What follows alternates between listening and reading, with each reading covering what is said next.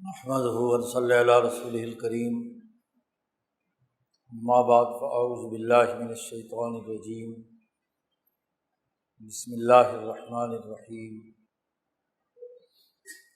قال اللہ تبارک و تعالی وَكَذَلِكَ جَعَلْنَا فِي كُلِّ قَرْيَةٍ أَكَابِرَ مُجْرِمِيهَا لِيَمْكُرُوا فِيهَا وَمَا يَمْكُرُونَ إِلَّا بِأَنفُسِهِمْ وَمَا يَشْعُرُونَ۔ وقال النبی صلی اللہ علیہ وسلم من غشنا فلیس منا والمکر والخدع فی النار۔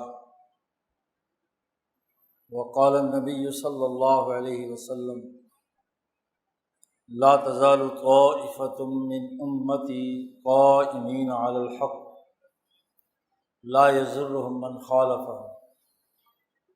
صدق اللہ مولانا العظیم وصدق رسولہ النبی الکریم۔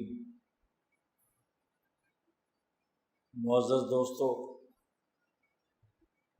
دین اسلام انسانیت کی فلاح و بہبود کا وہ پروگرام پیش کرتا ہے جو رہتی دنیا تک انسانی مسائل کے حوالے سے بنیادی رہنمائی فراہم کرتا ہے۔ آپ صلی اللہ علیہ وسلم کی بعثت کل انسانیت کی طرف ہوئی ہے اور انسانی سماج آپ کے دینی تعلیمات کا بنیادی موضوع ہے۔ انسانی سماج کے مسائل کیا ہیں اور ان مسائل کے حل کرنے کا طریقہ کار کیا ہے، معاشروں اور قوموں کا تجزیہ کرنے اور صحیح نتائج تک پہنچنے کا شعوری طریقہ کار کیا ہے، جو دین اسلام کی تعلیمات فراہم کرتی ہیں۔ خاص طور پر کتاب مقدس قرآن حکیم، یہ وہ لازوال کتاب ہے کہ آخر دنیا تک کسی اور کتاب کی ضرورت نہیں ہے، یہی کتاب انسانیت کی رہنمائی کے لیے کافی ہے۔ اور اس کتاب کی اساس پر جو رسول اللہ صلی اللہ علیہ وسلم نے انسانیت کی رہنمائی احادیث نبویہ کی صورت میں کی ہے، وہ بھی قیامت تک انسانیت کی رہنمائی کے لیے کافی ہے۔ ضرورت صرف اس بات کی ہے کہ کتاب اللہ الحکیم جو بات سمجھانا چاہتا ہے، جو اصول بتلانا چاہتا ہے، انہیں سمجھنا، قرآن کی سمجھ پیدا کرنا، یہ ایک اہم ترین علم ہے۔ کتاب وہ موجود ہے اور قیامت تک موجود رہے گی، اس میں ایک حرف یا ایک زیر و زبر کا بھی تغیر و تبدل نہیں ہو سکتا۔ لا یأتیہ الباطل من بین یدیہ ولا من خلفہ، کہ کوئی باطل اس میں داخل نہیں ہو سکتا، نہ سامنے سے نہ پیچھے سے، نہ دائیں سے نہ بائیں سے۔ یہ اپنی حقانیت کے اعتبار سے، اپنے الفاظ و نصوص کے اعتبار سے قطعی طور پر قیامت تک محفوظ رہے گی۔ اللہ نے ایک ایسا اجتماعی نظام قائم کیا ہے، یہ صرف کاغذوں پر لکھی ہوئی نہیں ہے، نہ ہی یہ صحیفوں اور مصحف کے اندر موجود ہے، بلکہ یہ سینوں سے سینوں میں منتقل ہوتی آ رہی ہے، اور سینوں پر جو لکھا ہوا قرآن حکیم ہے اسے نہیں مٹایا جا سکتا۔ کاغذ جلائے جا سکتے ہیں، تختیاں توڑی جا سکتی ہیں، لیکن انسان کا دل و دماغ، اسے فنا کی گھاٹ اتارا نہیں جا سکتا۔ اس لیے یہ کتاب اپنے الفاظ اور نصوص کے ساتھ ہمیشہ محفوظ رہے گی، معمولی سی بھی اس میں تغیر و تبدل کا عمل یا تبدیلی نہیں ہونی۔ لیکن دوسری بات، اس کتاب مقدس کی آیات، اس میں بیان کیے گئے اصول، ان کا اپنے اپنے زمانے کے اعتبار سے فہم، اس کی سمجھ، یہ ہر دور کے انسانوں میں مختلف ہو سکتی ہے، لیکن فہم بھی سچے اولیاء اللہ کے سینوں میں منتقل ہوتا آ رہا ہے۔ جیسا کہ حضرت علی رضی اللہ تعالیٰ عنہ نے فرمایا کہ میرے پاس کتاب اللہ ہے۔ سوال کیا گیا کہ کیا آپ کے پاس اس کتاب اللہ کے علاوہ حضور صلی اللہ علیہ وسلم کے فرامین پر مشتمل کوئی اور کتاب بھی؟ بعض گمراہ فرقے جو یہ دعوے کرتے تھے، اس زمانے میں بھی دعوے شروع ہو چکے تھے کہ حضرت علی کے پاس خلفائے ثلاثہ کے قرآن کے علاوہ کوئی اور قرآن کا بھی حصہ ہے۔ حضرت عثمان رضی اللہ تعالیٰ عنہ کے زمانے میں یہ کتاب اللہ پوری دنیا میں نشر ہو کر نافذ العمل ہو چکا تھا، انسانیت کا دستور اور آئین بن چکا تھا۔ تو جو فتنے حضرت عثمان رضی اللہ تعالیٰ عنہ کے خلاف پیدا ہوئے، انہوں نے یہ پروپیگنڈا کیا کہ یہ کچھ قرآن کا حصہ حضرت علی کے پاس ہے، وہ اس میں شامل نہیں ہے۔ تو حضرت علی رضی اللہ تعالیٰ عنہ سے پوچھا گیا کہ آپ کے پاس کوئی اور کتاب بھی ہے؟ انہوں نے فرمایا نہیں، میرے پاس یہی جو متفق علیہ قرآن پاک ہے، جو ابو بکر و عمر و عثمان کے زمانے میں نافذ العمل ہوا، جمع ہوا اور پھیلا، یہی کتاب اللہ ہے۔ اور اس کتاب کو سمجھنے کا ایک مجھے فہم عطا کیا گیا ہے، وہ فہم جو ابو بکر صدیق کو بھی تھا، جو عمر فاروق کو بھی تھا، عثمان غنی کو بھی تھا، انہی تینوں کے واسطے سے حضرت علی رضی اللہ تعالیٰ عنہ کو بھی وہ فہم نصیب۔ خلفائے راشدین میں سے چوتھے خلیفہ ہیں۔ ان چاروں خلفائے راشدین کا وہ فہم کتاب اللہ جو انسانی سوسائٹی کے مسائل کے حل کرنے میں رہنمائی دینے والا تھا، وہ حضرت علی رضی اللہ تعالیٰ عنہ سے امت کے اندر منتقل ہوا ہے۔ اولیاء اللہ کے تمام سلسلے حضرت علی رضی اللہ تعالیٰ عنہ پر جا کر پہنچتے ہیں۔ قاضیوں اور فقہاء کے سلسلے وہ بھی خلفائے راشدین تک پہنچتے ہیں، فقہ و تفقہ کے، اور سیاسی فہم و شعور کے بھی جو اہم ترین پہلو ہے، وہ بھی خلفائے راشدین کے ذریعے سے حضرت علی رضی اللہ تعالیٰ عنہ تک پہنچتے ہیں۔ تو قرآن کا سیاسی فہم،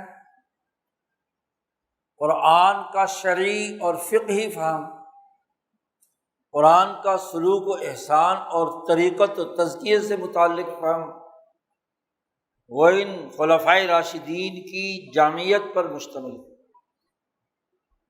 تو حضرت علی نے فرمایا کہ کتاب اللہ ہے اور فہم اعطیہ رجل مسلم،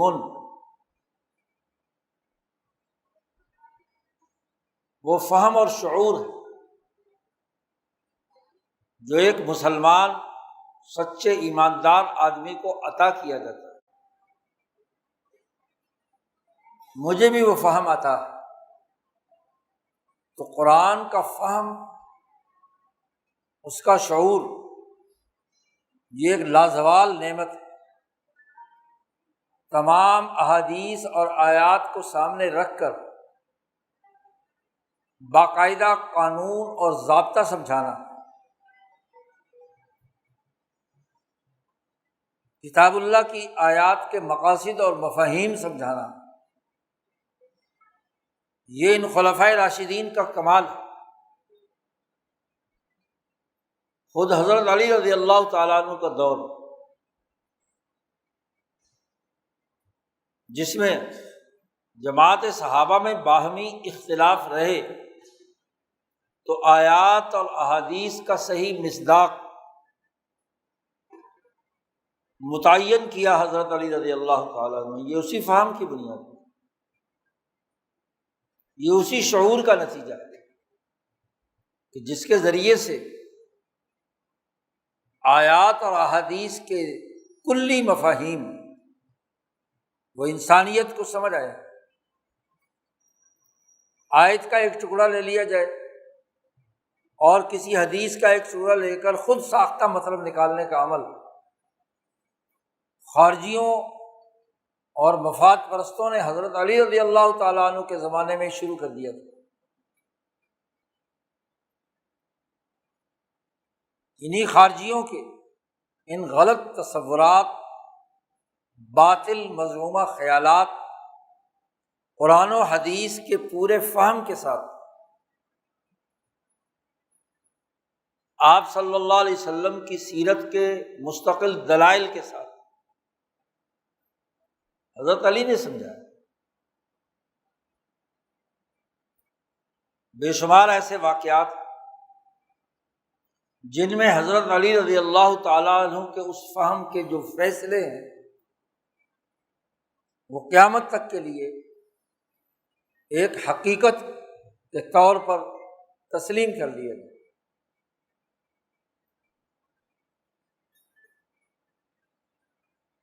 قرآن حکیم ان اصولوں، ضابطوں، انسانی سماج سے متعلق امور کی وضاحت کرتا ہے۔ دورہ تفسیر قرآن حکیم کے دوران امام شاہ ولی اللہ دہلوی رحمۃ اللہ علیہ کے علوم تفسیر کے بنیادی اساسی علوم و اصول سمجھائے گئے تھے۔ علم تفسیر میں ایک اہم بات، پہلا اصول جو امام شاہ ولی اللہ دہلوی نے واضح کیا تھا وہ یہ کہ انسانی معاشروں کی خرابیاں قرآن نے ان دلائل کے ساتھ بیان کی ہیں جو جمہور انسانیت کے ہاں تسلیم شدہ ہے۔ مسلمات الجمہور،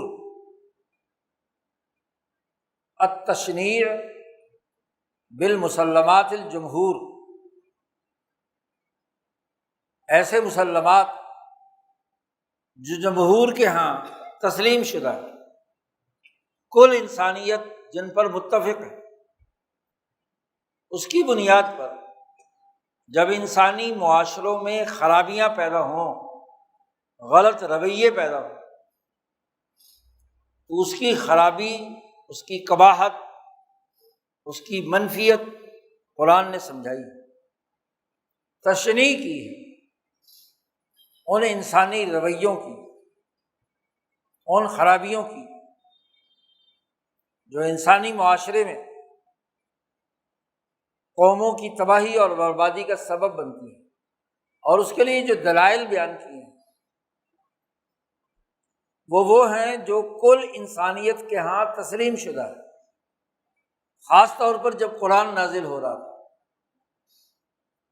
اس وقت جتنے بھی سسٹم دنیا میں موجود تھے، جتنے مذاہب، جتنے اسکول آف تھاٹ موجود تھے، ان کے ہاں وہ اصول انسانی حقوق کے تناظر میں تسلیم شدہ تھے۔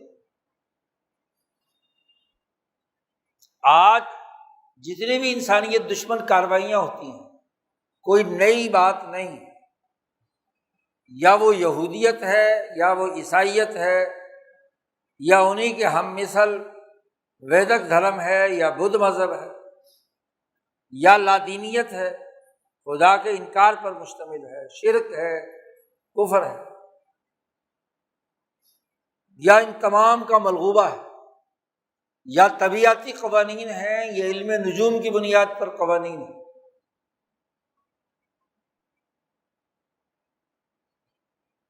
حضور صلی اللہ علیہ وسلم کے زمانے میں بھی یہی کچھ تھا، صرف زمانہ بدلنے سے ذرائع رسل و رسائل اور ذرائع پیداوار کے تغیر و تبدل سے ان کی رفتار تیز ہو گئی، ان کی نوعیت عملی طور پر اس کی نئی شکل اختیار کر لی، لیکن پیچھے بیانیہ، پیچھے فکر، پیچھے نظریہ وہی ہے۔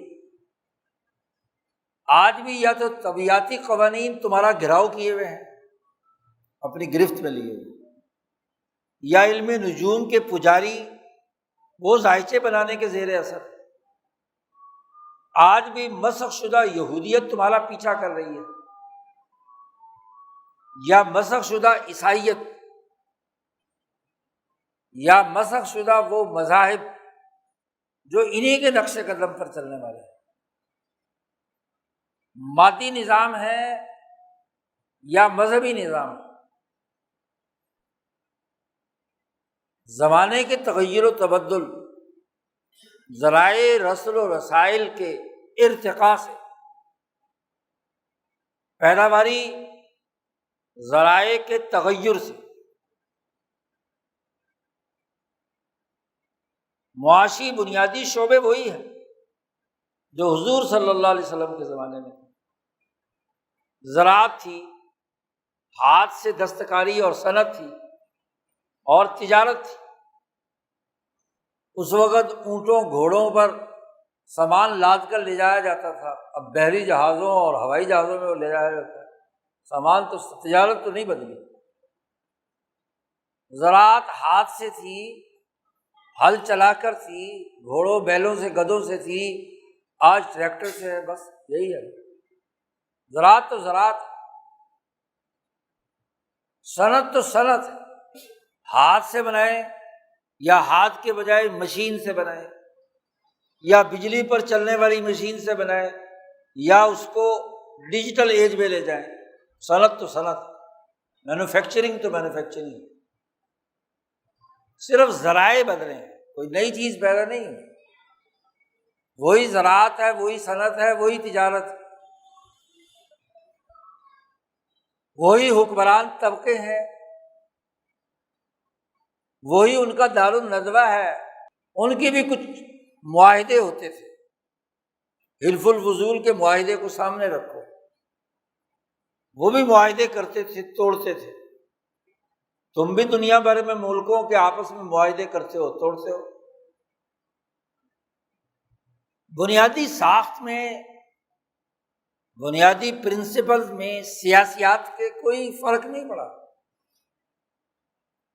معیشت میں کوئی فرق نہیں پڑا، سماجی تعلقات میں آج بھی خاندان مرد اور عورت سے بنتا ہے، ماں باپ آج بھی ہوتے ہیں، اس وقت بھی ہوتے تھے، بچے آج بھی ہوتے ہیں، اس وقت بھی ہوتے ہیں، بیگم اور شوہر اس زمانے میں بھی تھے، اس زمانے میں بھی ہے۔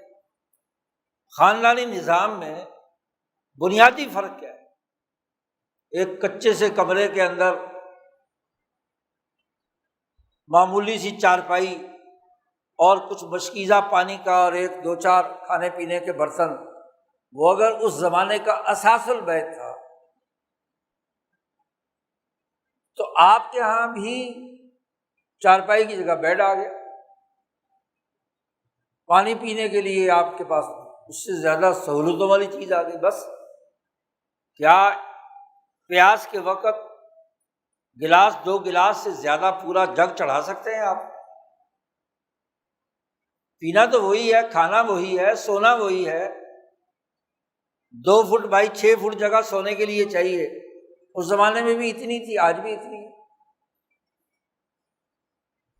صرف ذرائع کے تغیر و تبدل سے جدیدیت نام جس کو آپ کہتے ہیں یہ پیدا ہوئی ہے، ورنہ بنیادی سماج وہی ہے، خاندان وہی ہے، سوسائٹی وہی ہے، سیاست وہی ہے، معیشت وہی ہے۔ تو قرآن حکیم نے انسانی سماج کی سیاسیات، معاشیات، عالمی منظرنامہ، سوسائٹی کی ساخت، اس پر گفتگو کی ہے آیات قرآنیہ میں۔ بات اتنی ہے کہ ان آیات کا وہ فہم جو آج کے زمانے میں آج کے وہ سلگتے ہوئے مسائل کے سمجھنے کا شعور پیدا کرے، یہ فہم اعطیہ رجل مسلم، یہ ہے وہ فہم جو خلفائے راشدین کے ذریعے سے تابعین، تبع تابعین اور 1400 سال سے علماء ربانیین، فقہائے امت، محدثین اور مفسرین کے ذریعے سے ہم تک پہنچا۔ آج اسی پر زوال ہے، ہم اس پر مطمئن ہیں کہ ہم نے قرآن پاک یاد کر لیا، قرآن پاک پڑھ لیا، اس کے الفاظ اور نصوص یاد کر لیے، کیا اس کا وہ فہم اور شعور جو اپنی سوسائٹی کے مسائل کو سمجھنے اور ان کے حل کے لیے کردار ادا کرتا ہے، وہ بھی ہم نے حاصل کیا یا نہیں؟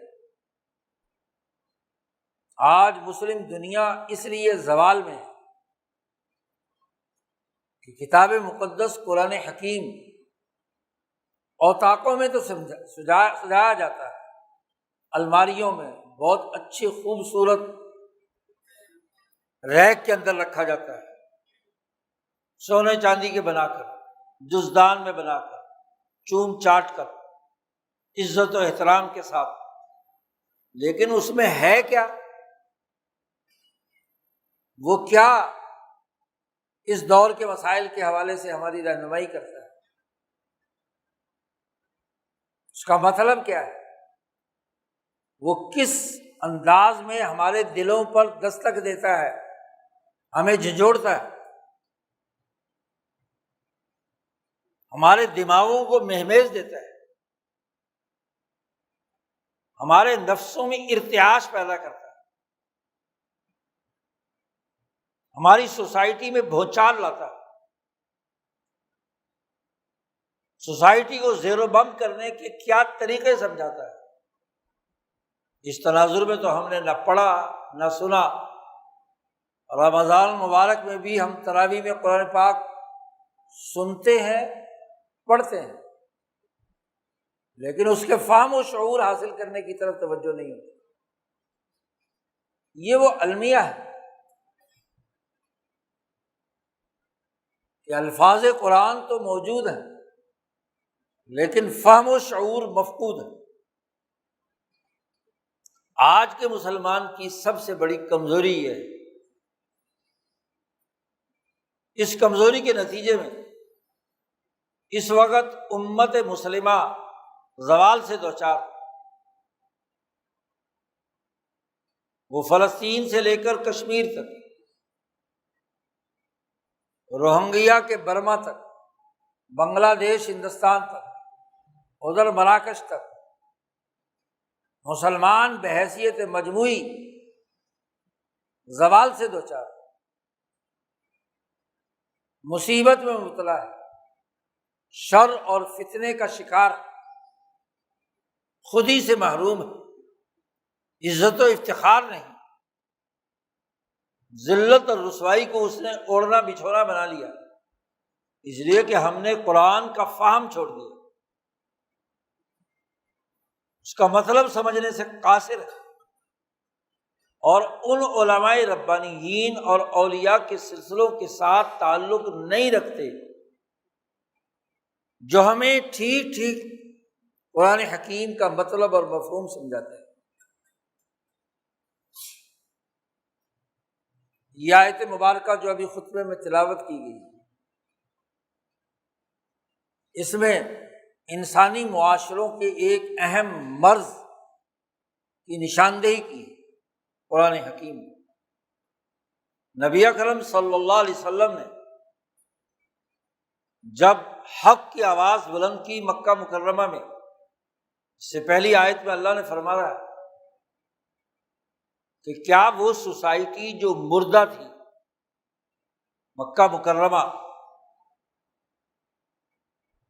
اور اس کو ہم نے زندہ کیا ایک ہدایت کا نور قرآن کی صورت میں اور حضرت محمد مصطفیٰ صلی اللہ علیہ وسلم کی صورت میں نازل کیا،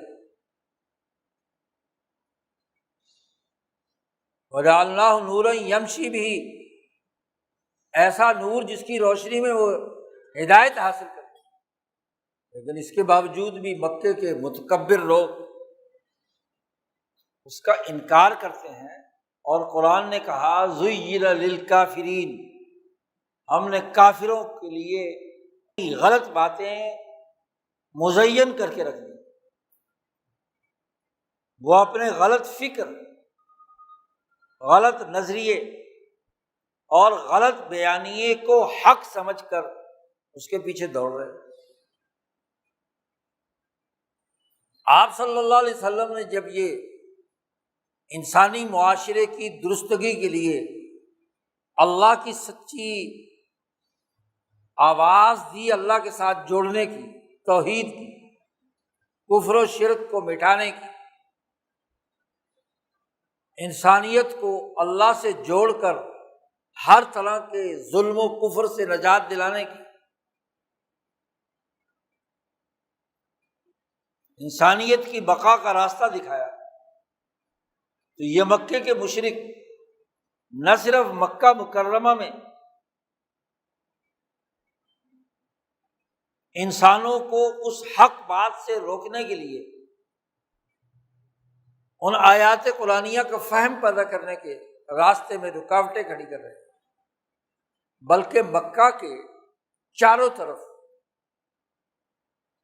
چار چار آدمی مقرر کر دیے اس وقت جب مکہ سے باہر مختلف قبائل کے لوگ نبی اکرم صلی اللہ علیہ وسلم کی طرف متوجہ ہو رہے ہیں۔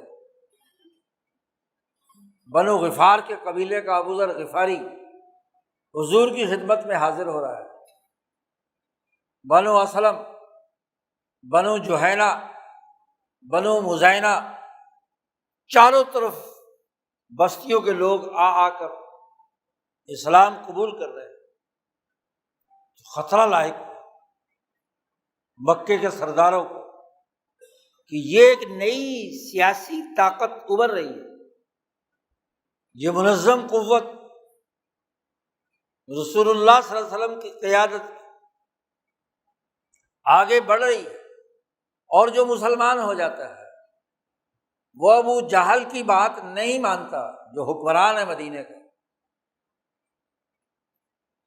اس کے وزراء کی بات نہیں مانتا، اس لیے کہ وہ انسانیت پر لوٹ کھسوٹ کا عمل کرتے ہیں، تاجروں کو لوٹ لیتے ہیں، ان سے مال خرید لیا، پیسے نہیں دیے، کمزوروں پر ظلم کرتے ہیں، پورے بازار پر ان کا قبضہ ہے،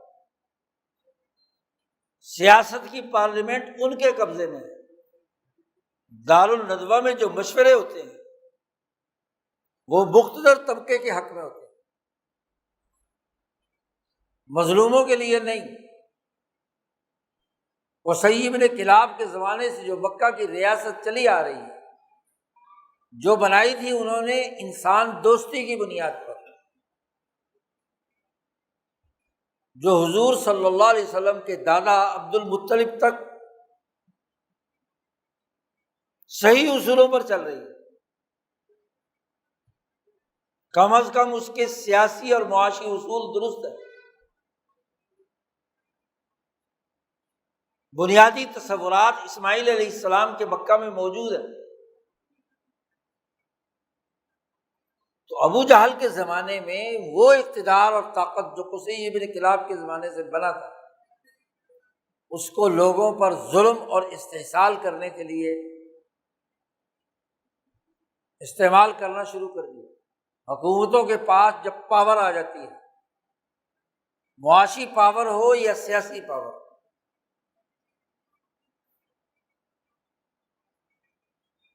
ظالمانہ ٹیکس لگا کر ریاستیں معاشی طاقت حاصل کرتی ہیں، وسائل حکمران طبقے کے قبضے میں آ جاتے ہیں، اور افراد کی اجتماعیت سے سیاسی طاقت حاصل، یہ سیاسی طاقت عام انسان پر ظلم اور زیادتی کے لیے استعمال ہو رہی ہے، یہ معاشی طاقت دوسرے لوگوں کو لوٹنے کے لیے استعمال ہو رہی ہے۔ اب جب رسول اللہ صلی اللہ علیہ وسلم نے اسلام کی دعوت، امن کی دعوت دی، انسانی سلامتی کو بنیادی اصول بنایا، مسلمان کی تعریف یہ کی کہ جس کے ہاتھ اور جس کی زبان سے دوسرے تمام انسان محفوظ رہنے چاہیے۔ جب سلامتی کی بات کی، اسلام کی بات کی، تو جو بد عمل، قاعدہ قانون کے مخالف، جہالت کی پوٹ، وہ اس سلامتی اور امن کو کبھی بھی برداشت نہیں کرتے، کیونکہ ان کے مفادات وابستہ ہوتے ہیں بد امنی۔ بد امنی ہوتی ہے تو اقتصادی لوٹ کھسوٹ بھی پیدا ہوتی ہے، بد امنی ہوتی ہے تو سیاسی مافیاز اس کے ذریعے سے تو کمائی کرتے ہیں۔ تو ابو جہل کو سمجھ آ گئی، حکمران طبقے کو، کہ یہ صرف خدا کی وحدانیت کی بات نہیں ہے، خدا کو تو ایک اگر ماننا ہے محمد صلی اللہ علیہ وسلم نے یا ابو بکر صدیق نے، تو اپنے گھر میں نماز پڑھا کرے۔ ابو بکر صدیق رضی اللہ تعالیٰ عنہ جب ان کو کافی تنگ کیا مکے والوں نے، تو وہاں سے ہجرت پر مجبور ہوئے، ہجرت حبشہ کا ارادہ فرما کر ابو بکر صدیق ہجرت مدینہ سے بہت پہلے مکہ چھوڑ کر جا رہے تھے۔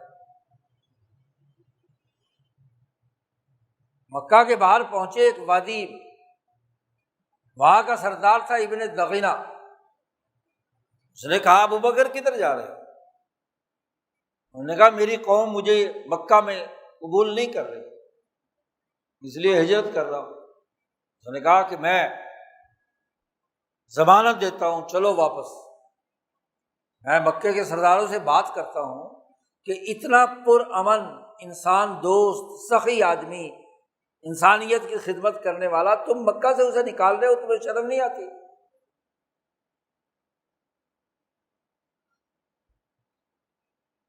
وہ دوبارہ لے آیا حضرت ابوبکر صدیق کو مکہ میں، ابو جہل وغیرہ سے بات کی کہ وہ ایک اللہ کو مانتا ہے تو تمہیں اس سے کیا تکلیف؟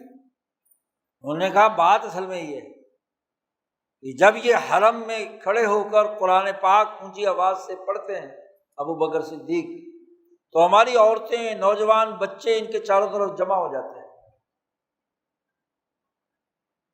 وہ ان کے قرآن سے متاثر ہوتے ہیں اور ہمارے خلاف ہو جاتے ہیں۔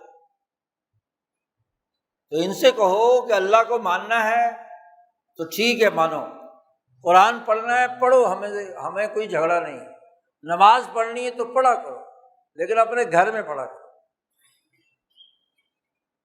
مکے میں بیت اللہ الحرام میں ان کو نماز نہیں پڑھنی، تو نماز پڑھنے پر تو کوئی اعتراض نہیں تھا، نماز پڑھ لو۔ تلاوت قرآن پاک کرنا چاہتے تو کر لو اپنے گھر کے اندر بند ہو کر، بیت اللہ میں کیوں پڑھتے؟ بیت اللہ میں قرآن پڑھیں گے تو ظاہر ہے عربی جاننے والے سارے کے سارے مطلب سمجھیں گے اس کا، وہ جو امن کا پیغام دے رہا ہے، وہ جو سلامتی کا پیغام دے رہا ہے، تو نوجوانوں کو یہ بات سمجھ میں آئے گی اور نوجوان سوال اٹھائیں گے ابو جہل پر، اٹھاتے رہے۔ بلال نے سوال اٹھایا، صہیب نے سوال اٹھایا، یاسر نے سوال اٹھایا۔ تو یہ ایک اللہ کی عبادت کرنا چاہتے ہیں، اللہ کا کلام بھی پڑھنا چاہتے ہیں تو پڑھیں، لیکن گھر میں، ہمارے بچوں کو خراب نہ کریں۔ حضرت ابوبکر صدیق پر پابندیاں لگا دی۔ ابوبکر صدیق رضی اللہ تعالیٰ عنہ کا گھر حرم کے بالکل قریب تھا۔ آج ہم مکہ میں جائیں، باب فات سے باہر نکلیں، ایک بڑی بلڈنگ بن داود کی شاہراہ ہجرہ پر، وہ جو کونے والی جگہ ہے وہ ابوبکر صدیق رضی اللہ تعالیٰ عنہ کا گھر تھا۔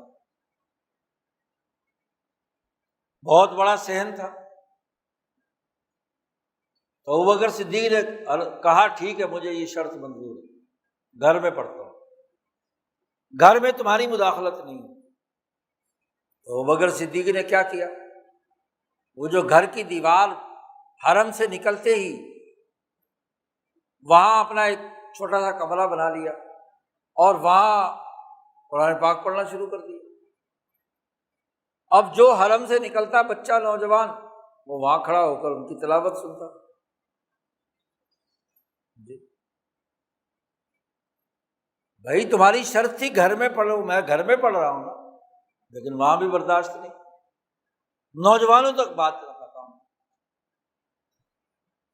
تو اس بات پر اعتراض نہیں تھا کہ قرآن نہ پڑھو، قرآن پڑھو، نمازیں پڑھو، روزے رکھو، لیکن سوسائٹی میں اس قرآن کو بلند آواز سے پڑھ کر اس کا مطلب اور مفہوم جو نوجوانوں کے دماغ میں اتارا جا رہا ہے وہ نہیں ہونا چاہیے۔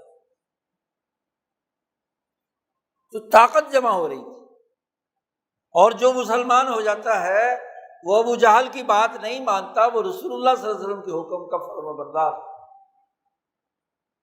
شاہ صاحب فرماتے ہیں کہ 13 سالہ مکہ مکرمہ میں آپ کا مقام یہ بن چکا تھا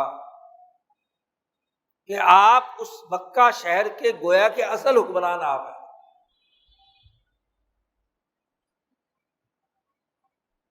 آپ اس کے سردار ہیں۔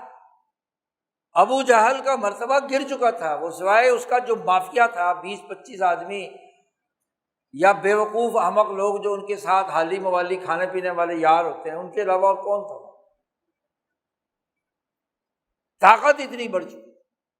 اسی لیے تو ابو جہل آخر میں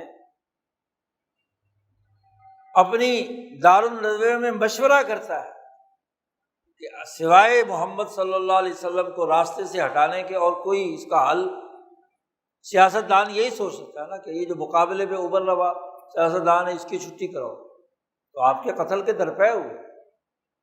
اللہ پاک نے بتا دیا حضور صلی اللہ علیہ وسلم کو، اور آپ صلی اللہ علیہ وسلم نے راتوں رات ہجرت کی مدینہ کی طرف۔ تو مکہ مکرمہ کی صورتحال یہ ہے۔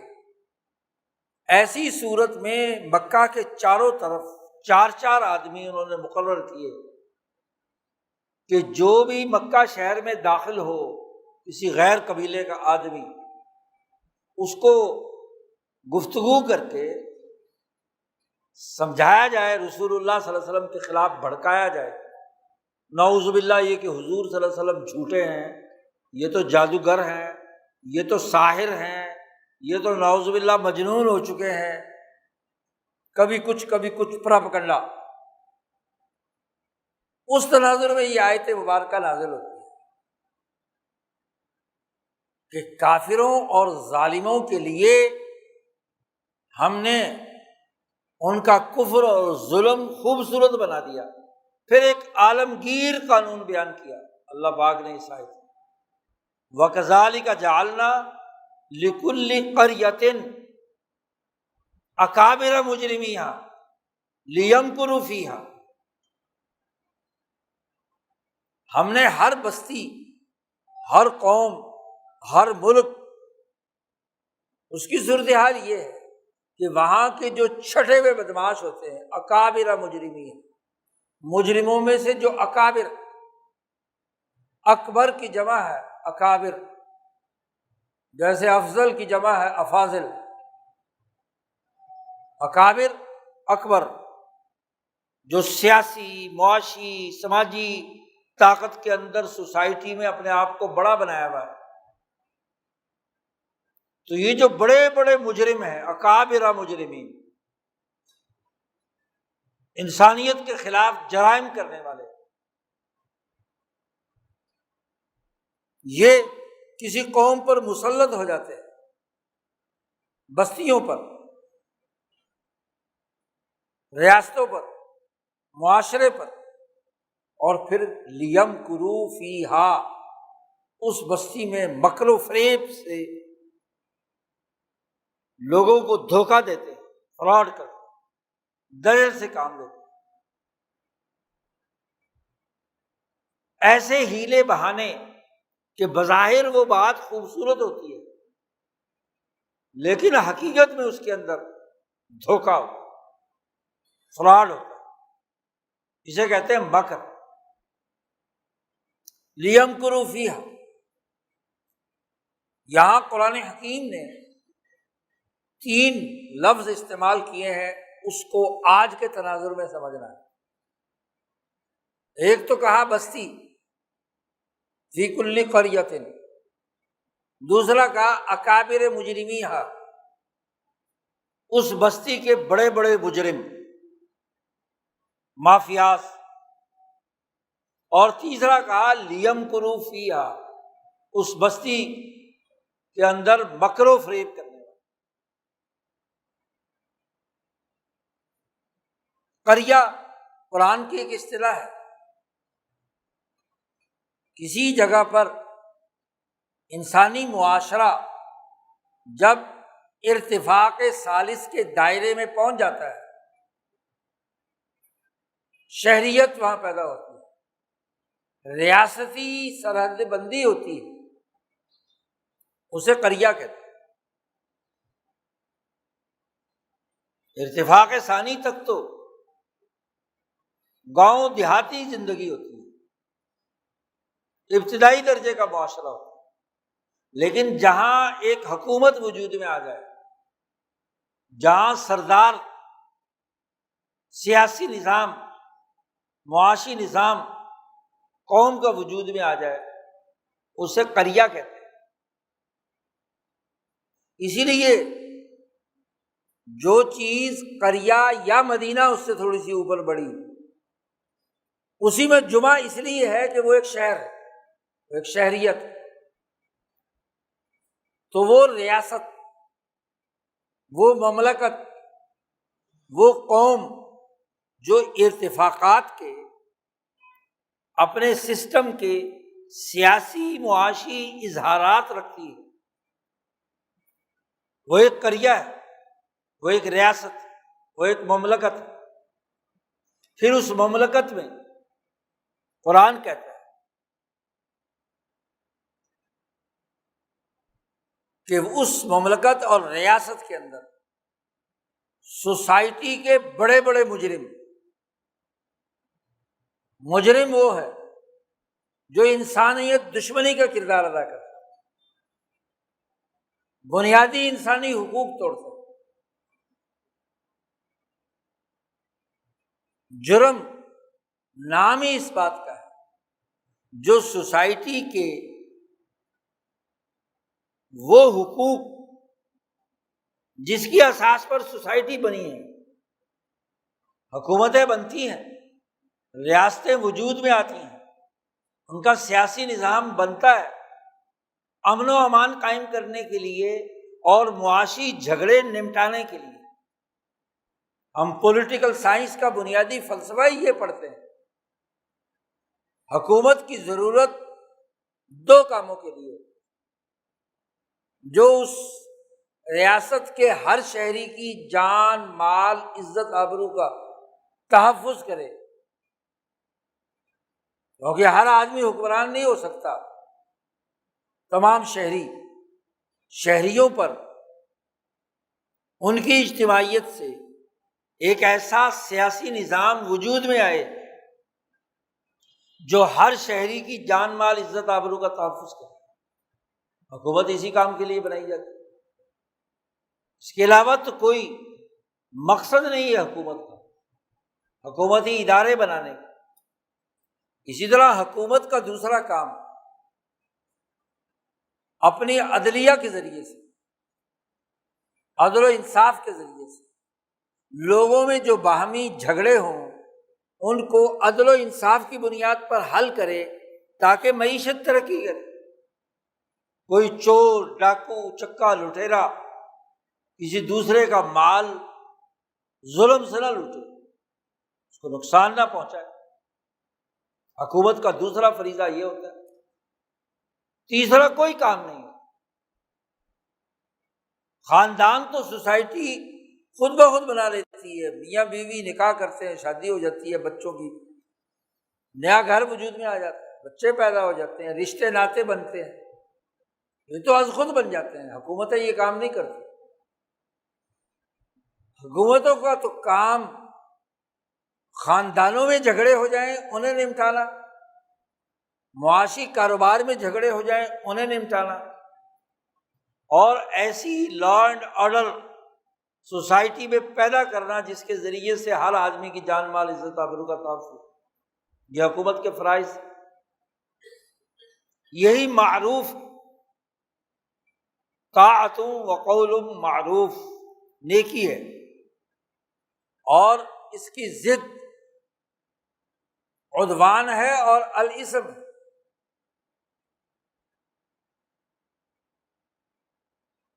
اس کی ضد جرم ہے، امن و امان کو تباہ و برباد کرنا یہ جرم ہے۔ معاشی حقوق کو عدل کے بجائے ظلم کی اساس پر نمٹانا، عدلیہ وہ ظالم کا ساتھ دینے لگ جائے، اس کی اعلی کار بن جائے، تو یہ مجرم ہے۔ مجرم عدلیہ، مجرم پارلیمنٹ، مجرم سیاستدان، مجرم فکر و نظریے کو پھیلانے والے۔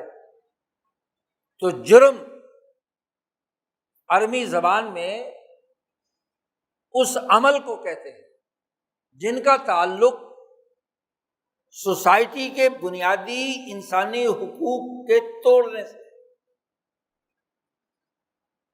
خواہ وہ زنا کی شکل میں ہو، چوری کی شکل میں ہو، شراب کی صورت میں ہو، قتل کی صورت میں ہو، لوٹ مار کی شکل میں ہو، وہ مجرم۔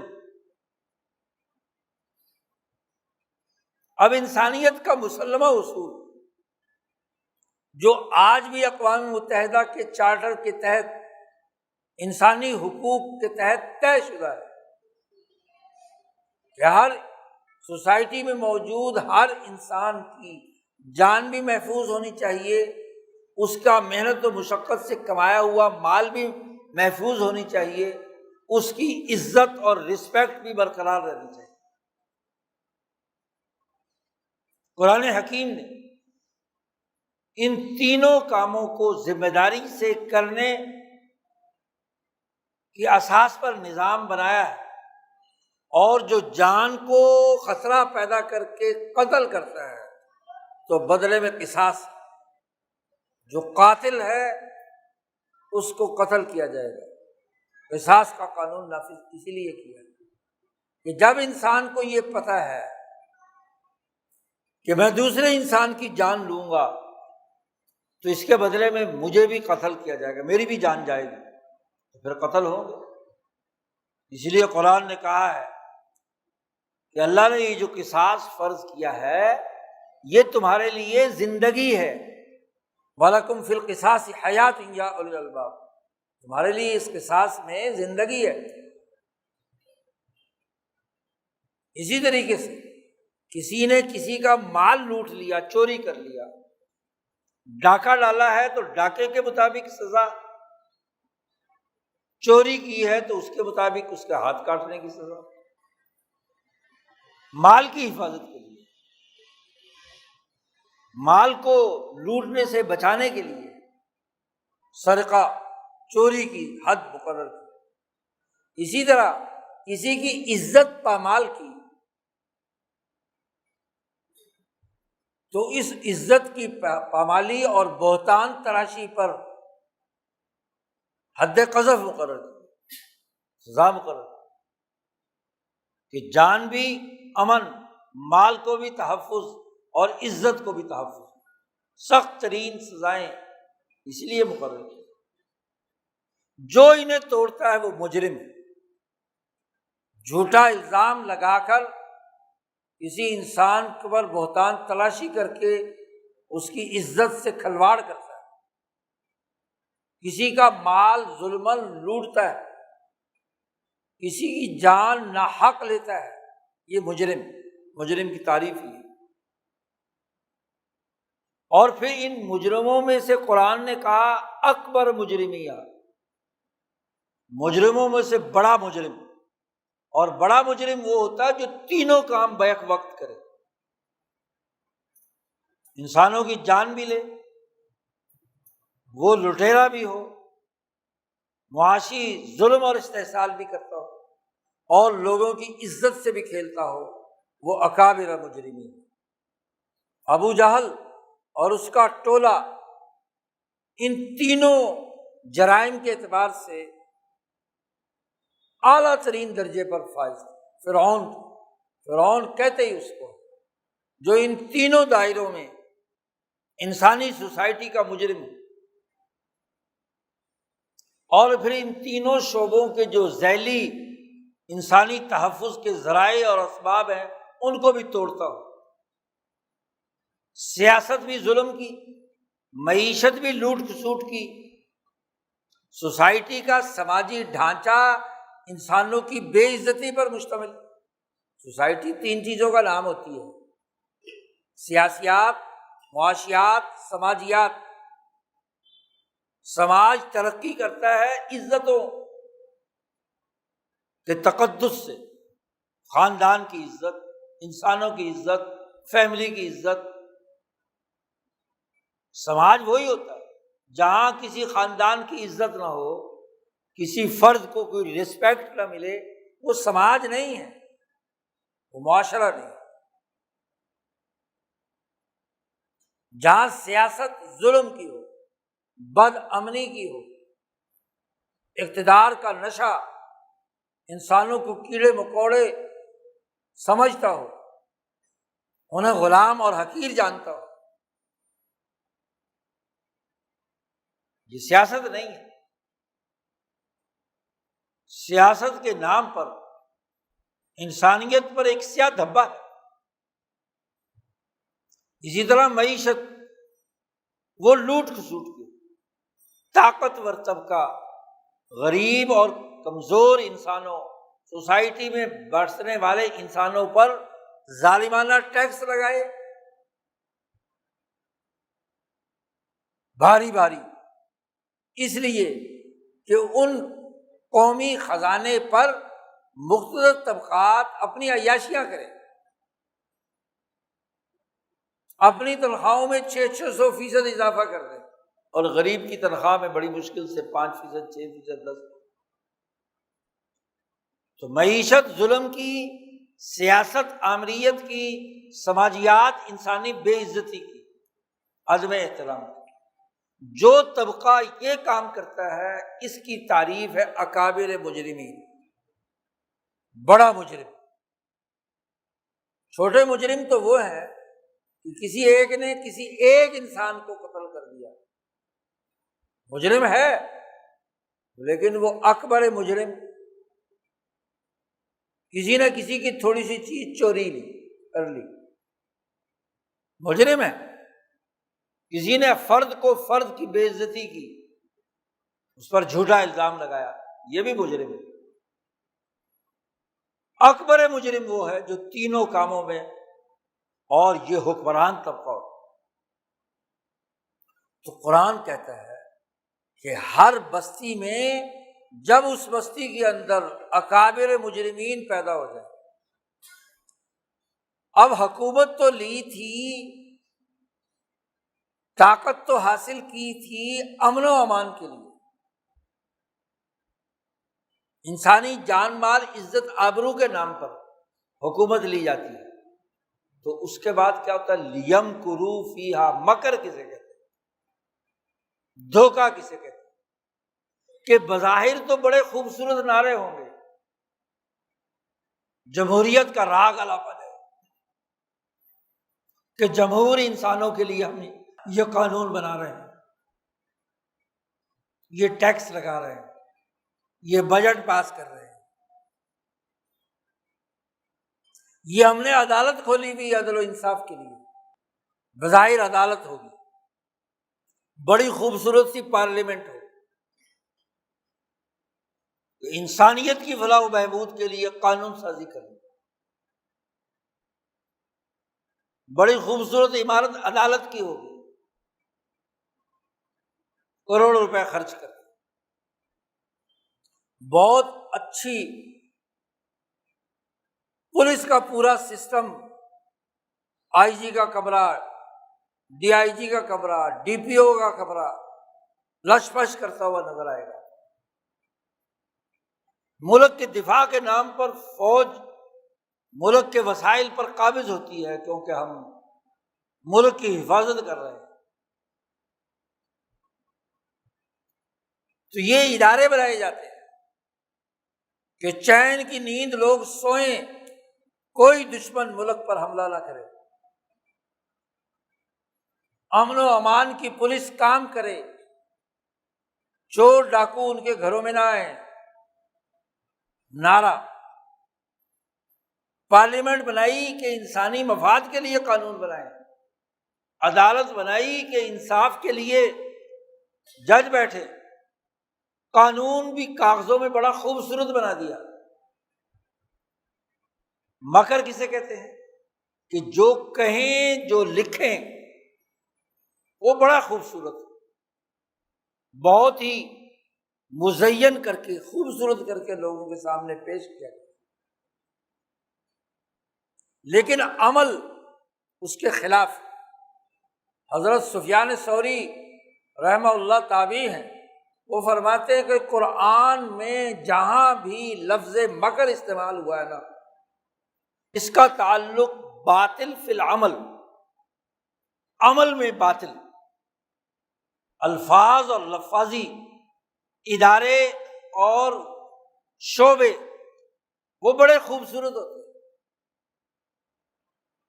اس کی لاجک سنو تو اش اش کر اٹھو۔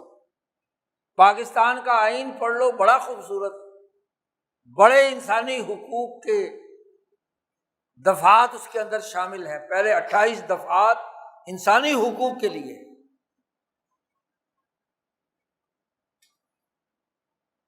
پھر اس میں یہ خوبصورت الفاظ بھی ہیں کہ قرآن و سنت کے منافی کوئی کام نہیں کیا جائے۔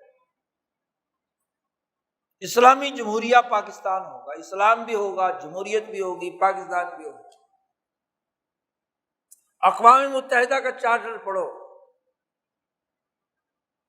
ذرا، بین الاقوامی قریہ جیسے یاد رکھو، ایک مملکت کو کہتے ہیں، ریاست کو کہتے ہیں، ایک قوم کو کہتے ہیں، ایسے ہی ممالک اور اقوام پر مشتمل جو بین الاقوامی ڈھانچہ ہے اقوام عالم کا، وہ بھی تو ایک گلوبل ولیج ہے نا، وہ بھی ولیج ہے۔ قریہ کا لفظی معنی تو گاؤں ہے نا، ولیج ہے، اور اگر پوری دنیا گلوبل ولیج ہو چکی ہے تو وہ بھی تو قریہ ہے۔ تو اقوام متحدہ کا چارٹر پڑھو، ایسی خوبصورت لفاظی ہے، انسانی حقوق کی گردان ہے، سلامتی کونسل ہے جی، اس کے 193 ممبران یا 188 ممبران اور 5 ملک اس کے مبصر ہیں، ایک بہت بڑا اجتماع، ان کی میٹنگ ہوتی ہے، ان کے سالانہ اجلاس ہوتے ہیں، قانون بنائے جاتے ہیں، قراردادیں پاس کی جاتی ہیں، بہت خوبصورت بات ہے۔ عالمی عدالت بنی ہوئی ہے ممالک کے جھگڑے نمٹانے کے لیے، عالمی فوج بنی ہوئی ہے جو دنیا بھر میں اقوام متحدہ کی چھتری کے ذریعے سے ریاستوں اور ملکوں پر چڑھائی کرتی ہے۔ اقوام متحدہ کی فوج نے افغانستان پر چڑھائی کی تھی، اقوام متحدہ کی فوج نے لیبیا پر چڑھائی کی تھی، ان تینوں ملکوں کی اینٹ سے اینٹ کس نے بجائی؟ اقوام متحدہ کی قراردادیں موجود ہیں، روس، چین، امریکہ، ساری ملکوں کی فوجیں اور ان کے طیارے تباہی بربادی میں شریک ہیں۔ تو الفاظ بڑے خوبصورت، آئین بڑے سنہرے لفظوں میں، عالمی عدالت بھی وجود میں آئی ہوئی ہے، لیکن اندازہ لگائیے مکر کا، کہ مکر کا تعلق عمل میں باطل ہے، عمل میں خرابی ہے۔ اقوام متحدہ کی کتنی قراردادیں ہیں جو اکبر مجرمین میں سے امریکہ انہیں ویٹو کرتا ہے۔ اکبر مجرمین اس کا چمچہ کڑچھا اسرائیل انسانیت کی تباہی بربادی کے لیے کردار ادا کر رہا ہے۔ امریکہ کے نمائندے 57 مسلمان ملکوں کے وہ حکمران اپنے اپنے ملک کے لوگوں کے حقوق توڑنے کے لیے کیا کردار ادا کرتے ہیں؟ ہر جگہ کے چھٹے ہوئے بدماش حکومتوں پر قابض، کہیں بادشاہت کے نام سے، کہیں جمہوریت کے نام سے، کہیں انسانیت کے نام سے، کہیں سوشلزم کے نام سے، تو کہیں کمیونزم کے نام سے۔ اکابر مجرمین کلی قریۃ، ہر بستی میں ایسا ہوتا ہے کہ بڑے بڑے مجرم وہ لیمکروا فیہا، وہ اس سوسائٹی میں، اس گلوبل ویلیج میں، اس ملک میں، اس ریاست میں مکر و فریب سے کام لے۔ دنیا کے مجرم، آج اگر دنیا گلوبل ویلیج ہے تو اس کے بڑے بڑے مجرم کیا پچھلے 150-200 سال کی تاریخ گواہ نہیں ہے کہ یورپین بھیڑیے اکبر مجرمین تھے۔ ایسٹ انڈیا کمپنی جس نے ہندوستان کو تباہ و برباد کیا، اکبر مجرم نہیں تھی؟ جس نے انسانیت کا بھی قتل کیا، ہندوستان پاکستان کی دولت بھی لوٹی، یہاں کے سماج کو بھی توڑ کر ذلیل اور رسوا اور غلام بنایا، افریقہ کے وسائل لوٹے، اس کے انسانوں کو قتل کیا، اس کی معیشت تباہ و برباد کی، اور آج تک کر رہے ہیں۔ یہ اکبر مجرم نہیں؟ ایسٹ انڈیا کمپنی کے بعد برٹش شہنشاہیت جو 100 سال تک اس بر عظیم پر حکمران رہی، یہ اکبر مجرم نہیں ہے؟ پھر جنگ عظیم اول کے 2 بڑے مجرم برطانیہ اور فرانس، کیا وہ اکبر مجرم نہیں ہے؟ فیہا لیمکروا فیہا، جنگ عظیم اول نے جو مکر اور فریب، دھوکہ دہی سے 7 دنیا کی بڑی بڑی شہنشاہیتیں تباہ و برباد کر دی، خلافت عثمانیہ سمیت، اکبر مجرم نہیں برطانیہ اور فرانس؟ جنگ عظیم اول کا، جنگ عظیم دوم کا اکبر مجرم امریکہ اور روس نہیں ہے کہ دنیا کو فتح کر کے، دنیا پر ایٹم بم گرا کر، جاپان پر؟ اکبر مجرم ہے نا امریکہ، بڑا مجرم ہے۔ اس کا تسلط، کیا اس سے بڑھ کر اور کوئی اکبر مجرمین ہوگا جو فلسطین کے اندر پچھلے 100 سال سے فلسطینیوں کے خون سے ہولی کھیل رہا ہے؟ اکبر مجرم ہو۔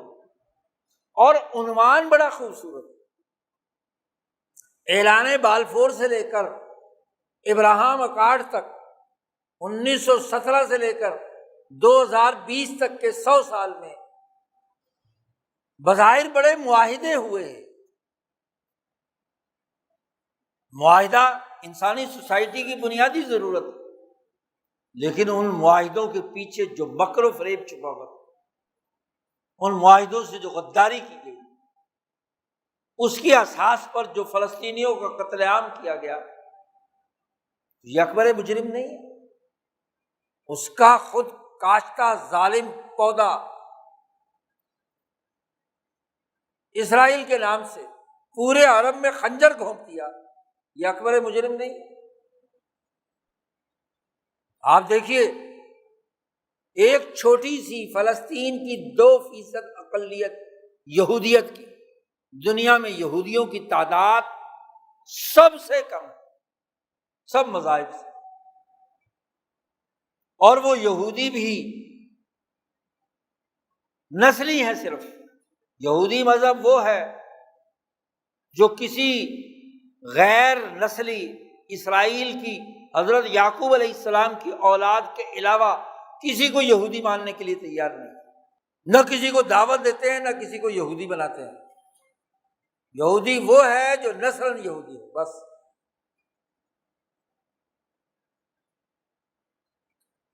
چند لاکھ یہودی تھے، شور مچایا گیا عدل و انصاف کے نام پر کہ جی مسلمان ملک اتنے سارے ہیں، عیسائیوں کے ملک اتنے ہیں، فلاں فلاں کے اتنے ہیں، تو اس یہودی اقلیت کے لیے بھی ایک ریاست ہونی چاہیے۔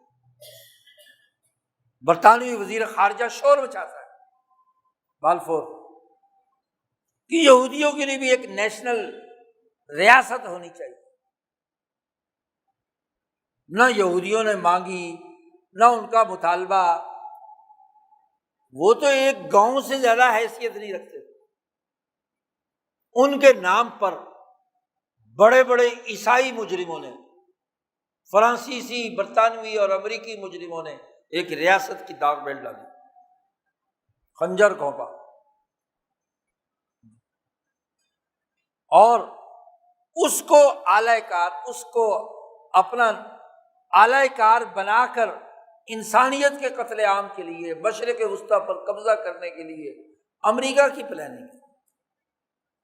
اور ہر کچھ سال بعد ایک معاہدہ کر کے بیوقوف بنایا جاتا ہے، اعلی کار بنایا جاتا ہے، اور پھر اس معاہدے کی آڑ میں بڑھتے بڑھتے بڑھتے آج غزہ سے فلسطینیوں کی صفائی کا نظام بنا دیا۔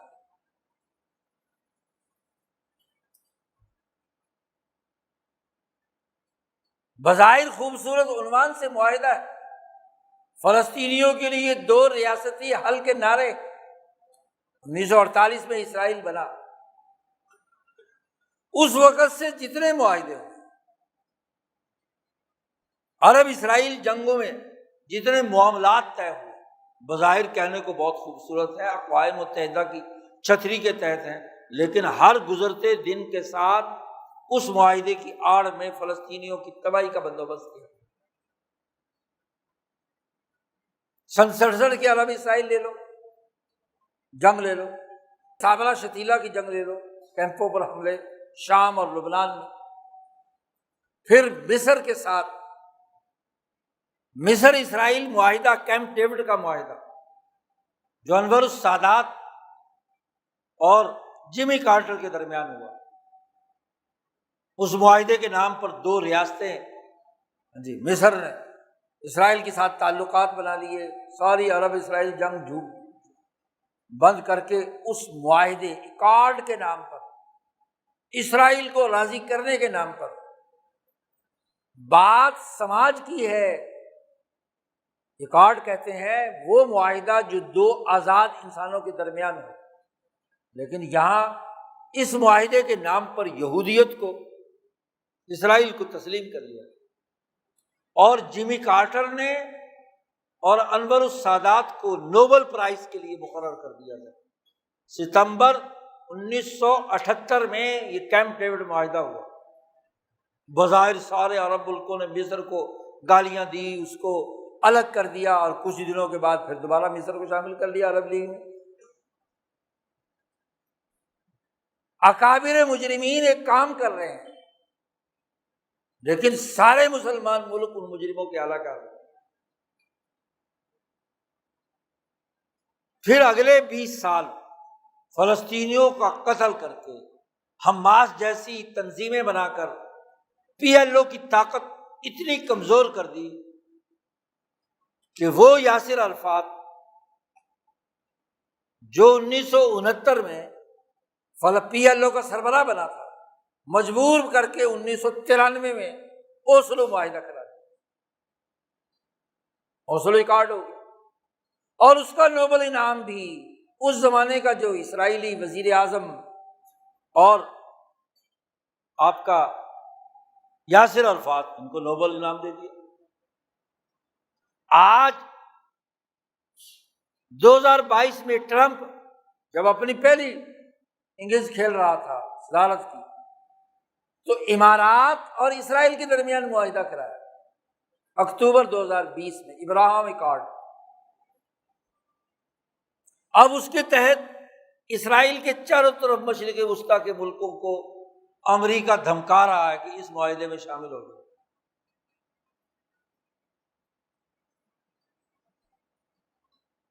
اور بڑھتا ہوا اسرائیل آج شام میں گولان کی پہاڑیوں پر عربوں کے اندر نفوذ کرتا جا رہا ہے۔ بن گوریان نے جو بات کہی تھی اپنے بیٹے کو خط لکھتے ہوئے کہ معاہدے کرو، ان فلسطینیوں کو نکالو، ان کی اولاد باہر جا کر دوسرے ملکوں میں ویزا لے کر غلام بن کر رہے گی، اور جب وہ مر جائیں تو ان کی اولاد کو نیشنلٹی دو اپنے اپنے ملکوں میں، ان کا فلسطین کی دھرتی سے کوئی تعلق نہیں رہے۔ فلسطین کیا بلکہ ہر مسلمان ملک کی دھرتی سے مسلمان نوجوان اپنے پاس کھینچ لو جی، کیونکہ جو آدمی اپنی دھرتی چھوڑ کر دوسرے ملک میں جا کر رہائش کرتا ہے تو اس کا تو اپنے آبائی ملک سے کوئی رشتہ ہوتا ہے، اس کے ماں باپ وہاں دفن ہوتے ہیں، لیکن جو اس کی اولاد وہاں ماشاءاللہ پیدا ہوتی ہے وہ کہتی ہے ابا جان تیرا رشتہ ہوگا، تو چلا جا پاکستان، ہمارا ملک تو کیا ہے، برطانیہ ہے، امریکہ ہے، ہم تو یہاں رہیں گے۔ تو نسل تو کاٹ دی، اور وہ جو نئی نسل ہے اس کے اوپر وہ قوانین نافذ کیے جن کے ذریعے سے ان کی خودی ختم، ان کا مذہب ختم۔ یہ دنیا بھر کے ملکوں پر مکر و فریب کا پورا جال بچھایا جائے۔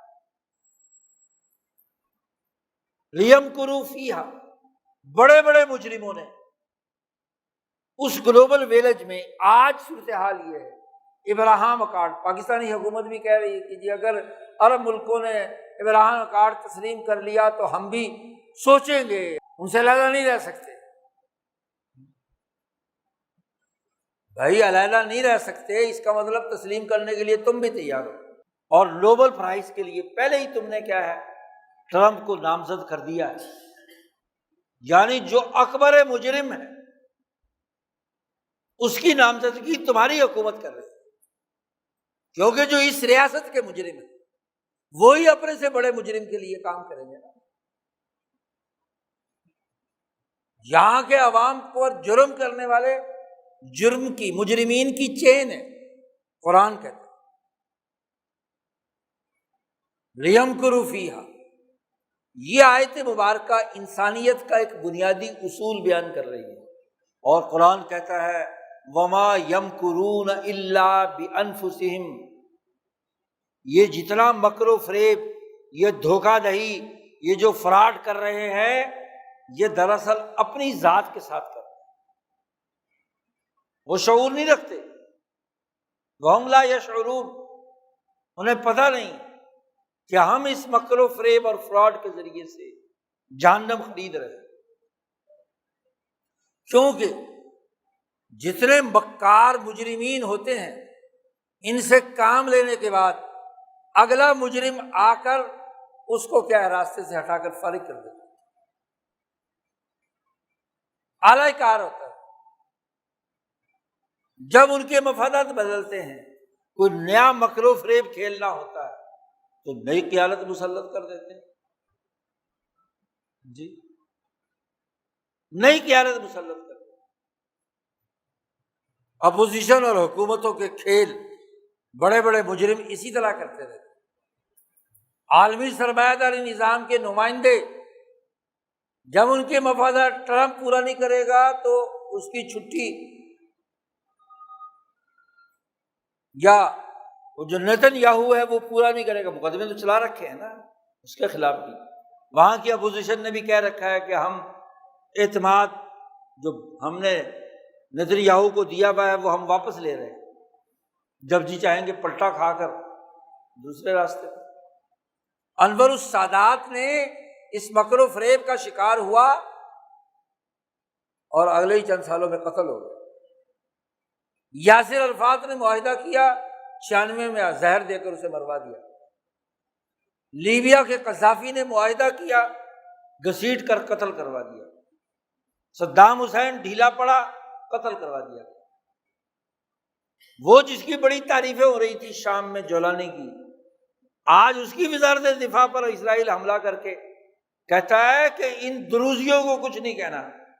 کل تک دروزیوں کی حکومت تھی تو اسرائیل اس کے خلاف، اور یہی جولانی اس کے خلاف استعمال ہو رہا تھا اسرائیل کے لیے۔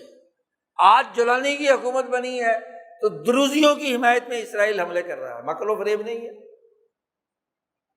یہ مجرموں کی ایک چین ہے جو نچلے ڈی سی، اے سی، آئی جی، وزیر اعلیٰ، وزیر اعظم، صدر اور امریکی صدر اور اقوام متحدہ تک اکابر مجرمین کی ایک چین ہے۔ ہر اوپر والا نیچے والے کو استعمال کرتا ہے، بالائی افسر نچلے افسر کو استعمال کر کے پھنسا کر اس کو کیا ہے، ردی کی ٹوکری میں پھینک دیتے۔ یہی تو فرعونی نظام، وہ بات جو مکیاولی نے کہی تھی دی پرنس میں کہ استعمال کرو اور ردی کی ٹوکری میں پھینک دو۔ ایتھنز میں ایک ریاست میں بادشاہ کے خلاف بغاوت ہوتی ہے، وہاں ایک گورنر مقرر کر دیا اور اس کو حکم دیا کہ جو بھی باغی ہو قتل کرو۔ اس نے اس جگہ پر جا کر مینار بنا دیے، سروں بندے قتل کر دیے۔ لوگوں نے شور مچایا، بادشاہ کو خط لکھا، کیسا سفاک گورنر مقرر کیا ہے تم نے، انسانیت قتل ہو رہی ہے۔ تو جب پتہ چل گیا کہ ریاست میں کوئی مخالف نہیں رہا، سب چن چن کر قتل ہو گئے، تو مکار بادشاہ اس علاقے کا دورہ کرتا ہے، گورنر کو ساتھ بٹھاتا ہے اور کھلی کچہری لگاتا ہے۔ واقعہ لکھا ہے مکیاولی نے، آج سے 300-400 سال پہلے مکر و فریب کی سیاست۔ عوام سے کہا کہ بادشاہ تمہیں انصاف دینے کے لیے آیا، اپنے جو تمہارے دکھڑے ہیں وہ بیان کرو، اور اپنے اہلکاروں کے ذریعے سے جتنی عرضیاں آئی ہوئی تھی وہ بھی جمع کر لی اس گورنر کے خلاف۔ لوگ پھٹ پڑے، اس نے یہ ظلم کیا، اس یہ ظلم کیا، یہ مارا، وہ مارا۔ ساری سننے کے بعد جلادوں کو حکم دیا اس گورنر کو گھسیٹو، جس نے میری عوام کے ساتھ بڑا ظلم کیا ہے، اس کو پھانسی چڑھاؤ، قتل کرو۔ وہ گورنر شور مچاتا ہے کہ جناب آپ کے حکم پہ تو سب کچھ کیا ہے، اچھا یہ فراڈیا مجھ پر بھی الزام لگاتا ہے، میں تو بڑا انصاف پسند ہوں،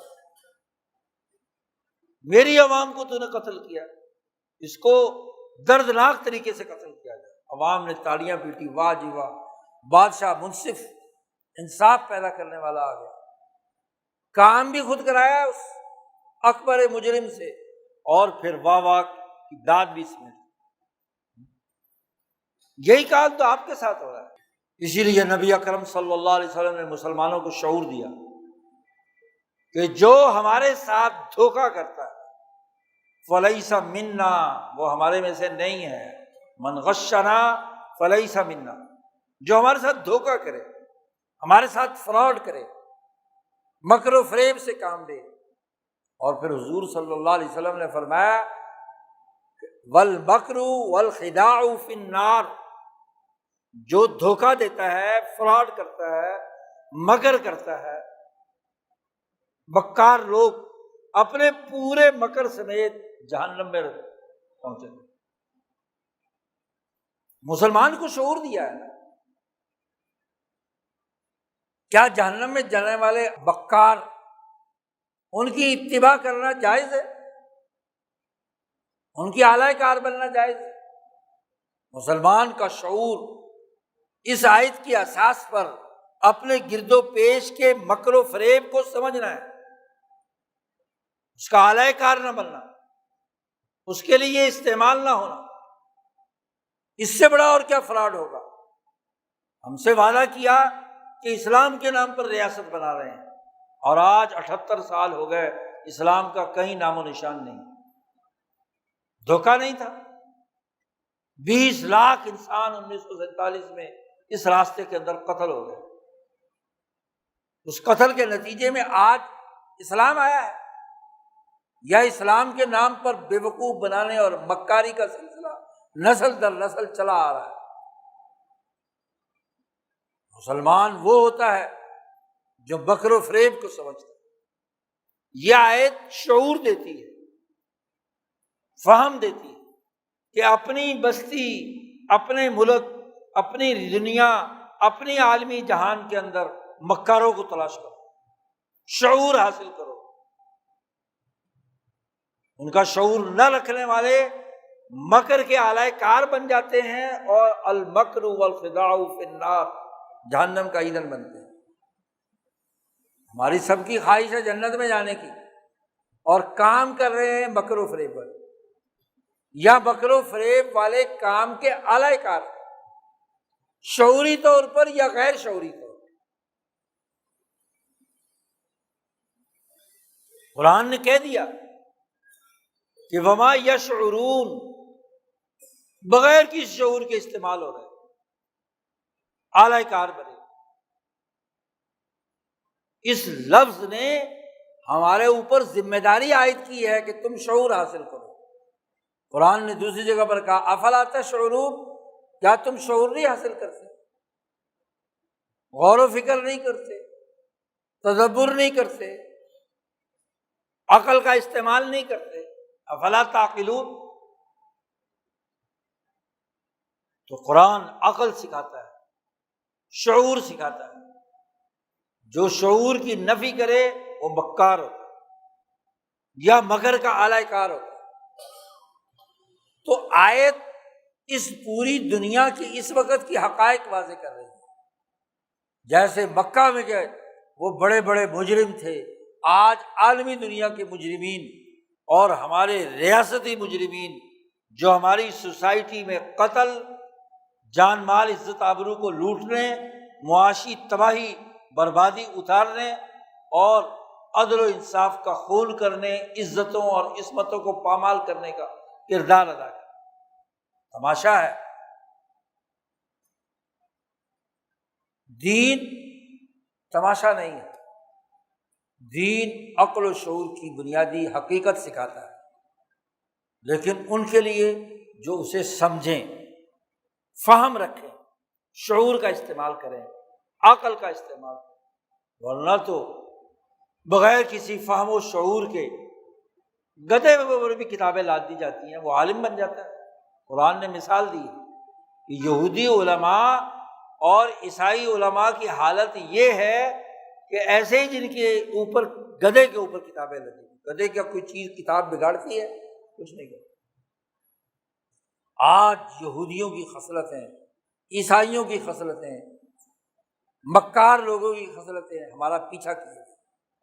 باشعور مسلمان وہ ہے جو ایک سوراخ سے دوبارہ ڈسا نہ جائے، مکر و فریب کا شکار نہ ہو، ان کا آلائے کار نہ بنے، ان کے لیے استعمال نہ ہو، اور جہنم سے اپنے آپ کو بچائے، جنت کے میں جانے کا شعوری راستہ اختیار کرے۔